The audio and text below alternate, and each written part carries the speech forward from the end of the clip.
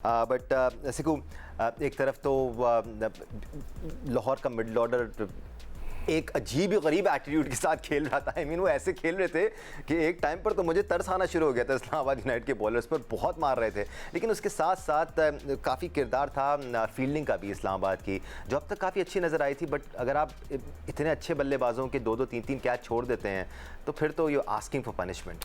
यही पॉइंट मैंने उठा के रखा हुआ था कि ड्रॉप कैचेस, अगर आप इतने कैचेस छोड़ेंगे और हाथों में से छोड़ेंगे तो फिर वो देखें ईजी कैचेस थे।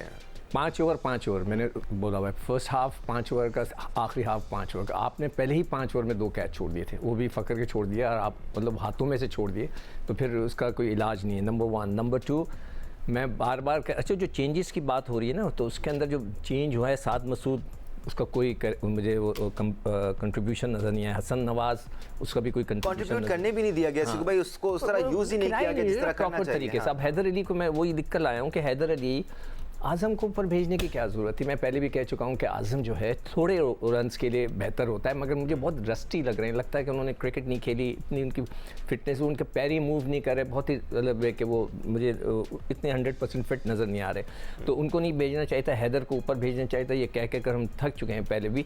तो उसके अलावा जो है वो हुनैन को खिलाया आपने, उसने बॉलिंग ही नहीं कराया आपने, एक ओवर हाँ 13 रन, तो मतलब क्या फ़ायदा।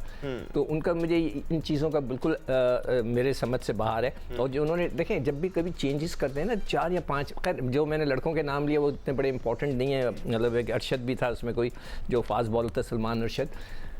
अब हमेशा हमने पाकिस्तान में भी यही किया था कि एकदम से बाबर, रिजवान, बला सबको ड्रॉप करके बिल्कुल नए लड़के, ऐसे नहीं करते। आप एक को हटाते हैं, एक को लाते हैं, एक को हटाते हैं ताकि वो मिक्स एंड मैच हो जाए, ताकि बैलेंस चले। एनीवे, बहुत मुबारक हो उनको, ज़बरदस्त खेले। और देखें हारिस की कल बॉलिंग का क्या फ़र्क था, आप उठा के पिछली बॉलिंग देख लें और ये बॉलिंग देखें, उसने आगे किए गेंद ला के, हाँ मार नहीं रहा था वो, जो ला के मारते हैं ना टेप बॉल की बॉलिंग जो करते हैं, वो नहीं की उन्होंने। टेप बॉल के बजाय उन्होंने आगे गेंदें की, जिसकी वजह से उन्हें बहुत अच्छा response. Right Fawad, Islamabad United is known for experimenting. I mean सिर्फ इस सीजन में नहीं, इससे पहले भी हम देखें एक्सपेरिमेंटेशन नजर आती है, चेंजेस नजर आती हैं। खासतौर पर अगर पॉइंट्स टेबल पे थोड़े से तगड़े हो ना तो और ज़्यादा एक्सपेरिमेंट करते हैं। बट आपको नहीं लगता कि एक लिमिट होती है एक्सपेरिमेंटेशन की भी?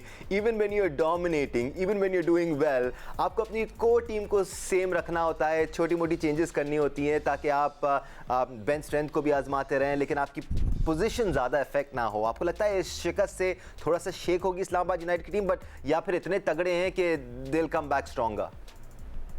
नहीं, वो मेंटली बहुत स्ट्रांग है, क्योंकि वो जो प्लान करते हैं, वो जो चीजें करते हैं ना, तो वो उस पर कायम रहते हैं। वो ब्लेम नहीं करेंगे कि यार उसकी वजह से हो गया या उसकी वजह से। वो ये कहेंगे कि भाई हमने किया था, हमें उल्टा पड़ गया, दैट्स फाइन, हम उसको ऑन करेंगे। तो इस्लामाबाद की ये बड़ी जबरदस्त बात है।